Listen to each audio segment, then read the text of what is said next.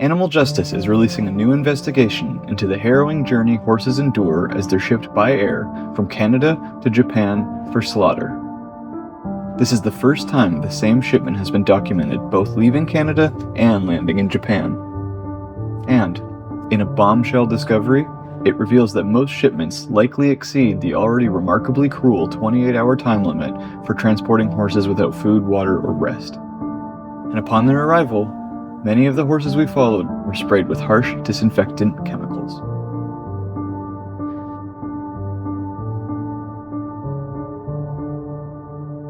Every year, thousands of large, gentle draft horses raised in barren Canadian feedlots are packed into wooden crates and flown across the world to Japan so they can be fattened and killed to be eaten as a raw delicacy.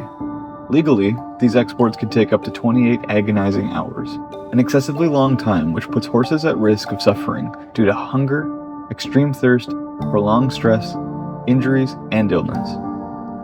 In calculating how long horses are forced to go without food, water, and rest, the Canadian Food Inspection Agency only monitors these flights until the moment the plane hits the Japanese tarmac. When asked by lawmakers about what happens after the flight's arrival in Japan, the horse export lobby hand-waved away this final stretch. The last horse off the flight is back on feed, water, and rest within 2 hours of landing. But our investigation reveals a starkly different reality. The first of 4 shipments we filmed took place on May 5th, 2024. CFIA records suggested this was a shorter than average shipment. Approximately 96 horses were transported by truck from a farm in rural Alberta to Edmonton International Airport. By 9 p.m., the horses were being unloaded from the trucks. Over the course of the night, these horses were prodded out of the trucks and packed into wooden crates, about 3 horses per crate. They sat here until 1 a.m. when they were lifted onto the airplane. 3 hours later, the plane took off. We tracked Korean Air flight number 9214 as it flew for nearly 3 hours to Anchorage, Alaska, followed by a 7.5-hour flight to Kitakyushu Airport in Japan. When shipments depart from Winnipeg, these flights take even longer. Official time records kept by the government fail to account for the rest of the horse's journey after planes land in Japan. This means every official Canadian Food Inspection Agency timeline ends here.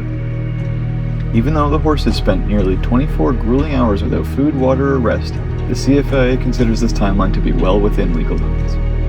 Animal Justice worked with Japanese animal advocacy group Life Investigation Agency to monitor the rest of the journey. Upon arrival, the exhausted horses were slowly unloaded from the plane. Some waited for over 4 hours before being trucked to a quarantine facility 30 minutes from the airport. After their stay in quarantine, they will be sent to a feedlot, fattened, and eventually killed for meat.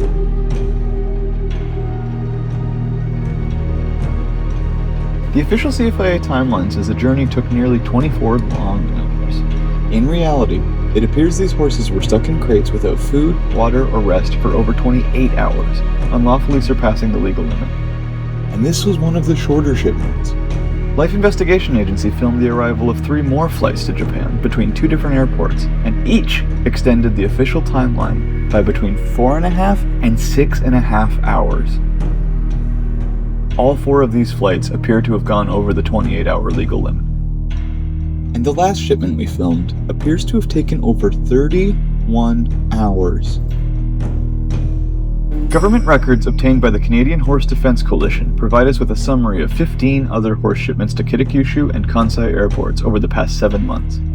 These documents allowed us to estimate that at least 2/3 of these shipments exceeded the legal time limit when accounting for the Japanese end of the trip. Shipments from the Winnipeg airport, where the nearest feedlot is 5 hours away, were even worse, with all 4 of the recorded flights likely exceeding 30 hours. And after their long, grueling journey, the horses we followed were greeted with more abuse. At the quarantine facility near Kansai International Airport, the trucks were regularly sprayed with disinfectant while the horses were still inside.